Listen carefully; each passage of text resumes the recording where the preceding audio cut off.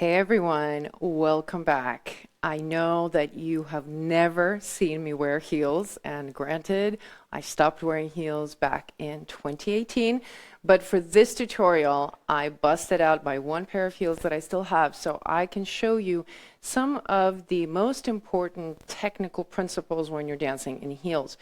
And this, of course, applies a lot to followers who follow in heels, but I know that there's some dancers who also lead in heels. I personally don't recommend it. I think it's really hard. I've done it. I think it's much easier to lead in flats, and I really prefer to dance in flats all the time. However, for those of you who really love dancing in heels and you want to do both and you don't want to have to switch shoes, I'll show you some of the most important aspects of dancing in heels that you want to remember. So the first thing that I'll go back to, which I've mentioned before, is that when you are in heels, you want to make sure that you prevent your knees from locking, which if you look at the way I'm standing right now, this is a locked knee, so you can kind of see how I'm pushing my knees slightly back. If you look from the side, you see how they're kind of pushed back. It's a very natural thing to do. It's actually pretty comfortable because it allows me to just sort of relax into the heel and allow my weight to just kind of fall on it. So a lot of times this is what I see with some of the dancers is the knees lock and the pelvis pushes forward. So then the posture can be like this a lot of times. Or they'll push the hips back but still keep the knees locked. So it ends up looking like this. The knee locking basically creates a lot of instability, and since you already are less stable being higher up off the ground, you really want to use your knee as much as possible as a shock absorber. So I really think of the knee as well as your ankle as these two places where you really want to be able to allow a lot of adaptation to happen. So if you're pivoting and you're starting to lose balance, the adaptation happens at the ankle and the knee and doesn't disturb the upper body. If you have a locked knee, then your balance really depends on you stacking everything just right on top of a very shaky structure. So it creates a lot of tension. When I dance with followers who are wearing heels and they tend to lock the knee, a lot of times there's a lot of tension in the upper body, and a lot of frustration happens because the follower might be instructed to relax. You know, their partner says, oh, just relax your arms, relax your embrace. But the follower is thinking, I can't relax. I feel like I'm going to fall over. So the solution a lot of times lies in unlocking the knee, especially in heels. So any step that I'm making, I'm always thinking about staying close to the ground and allowing my knee to adjust and help me balance if I need that support. And you can see how even with my ankles, I'm allowing my ankles to articulate. And this is a little bit of an aesthetic secret too, that your leg will look longer and more graceful if you allow the inner leg to relax more, especially in your following roll. You see how I'm allowing the inner ankle to relax? It looks a lot better and graceful than something like this. So that's just a little aesthetic tip. Now, when you are in heels, you want to also make sure that you use your heels. So they are there to help you. So when I'm transferring my weight, you want to get in the habit of using both the ball mat and the heel. Don't stay on your toes. Again, a very common habit that I myself had for a few years when I first started. I would just dance on my toes because I thought I'm not supposed to bring my heel down. But the heel is there.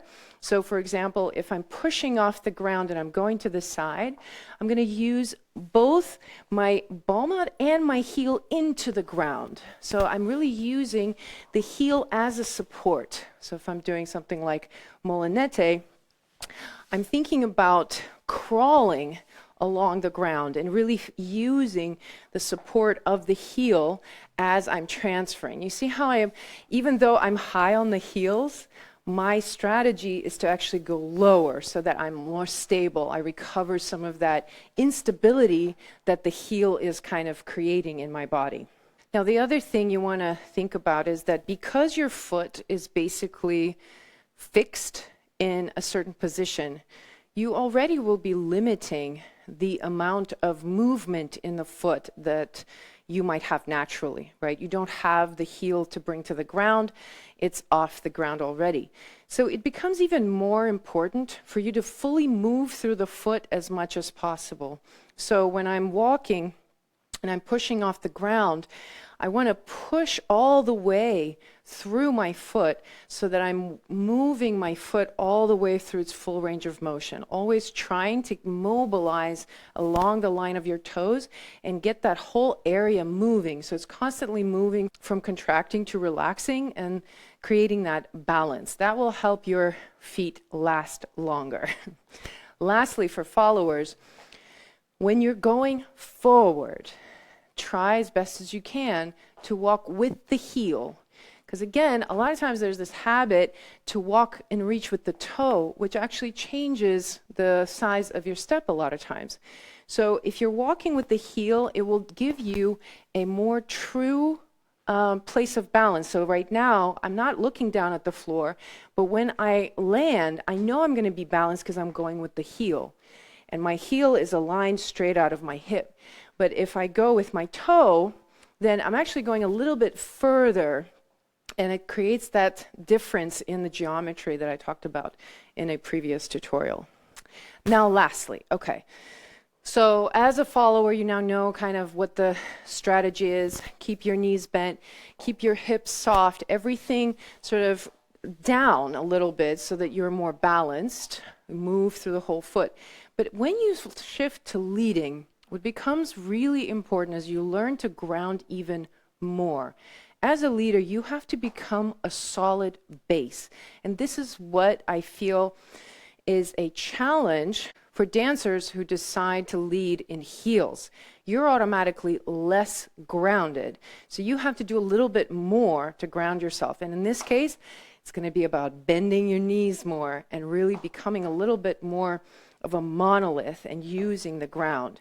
So when I'm leading, if I'm leading someone, I have to really be in my back body more. I have to bend my knees more and use my heels to really push into the ground and support myself. So when you're a follower, you spend a lot of your time on one foot, right? Using different types of articulations and showing different lines.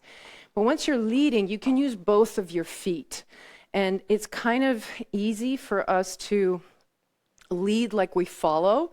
So when we switch, our mind kind of stays in the following role, and we end up leading things but while balancing on one foot. Very hard to do in heels. So as much as possible, use both feet and really allow yourself to move fully between your steps on the heel with bent knees. That will help you to stay grounded and make you more stable so that the follower can actually feel that balance in your body. A lot of times when I dance with leaders in heels, as a follower, I feel like I have to help support them because I can tell they're not very balanced. So it's really important that you focus on having your own axis when you're leading in heels. And I kind of think about like imagining that you're on water skis. So it's like this kind of position. So you're really, really sturdy. And so when you're moving around your partner, it's very much that you're keeping your spine really solid, your axis really grounded, using your legs. So it's very much of an athletic thought here that I'm giving you, because you have to make up for the fact that you're less stable automatically. Okay, so I hope this was helpful. I'm going to post some videos of me leading in heels just to give you a visual of what that's supposed to look like. But in the meantime, let me know if you have other questions or other comments, if you have thoughts about this topic. If you've been watching this and you haven't yet subscribed, I invite you to subscribe to my channel. I post one of these every week. So I will see you next time. Ciao.